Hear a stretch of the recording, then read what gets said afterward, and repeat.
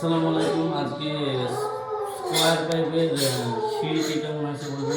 সিঁড়িটি যখন ডিজাইন কেমন আছে এটা মেন খুঁটি। এটা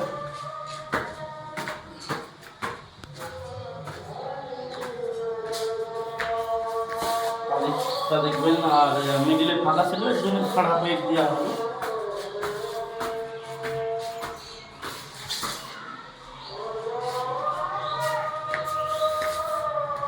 এটা 1.5 স্কোয়ার 3/4 স্কোয়ার এগুলো।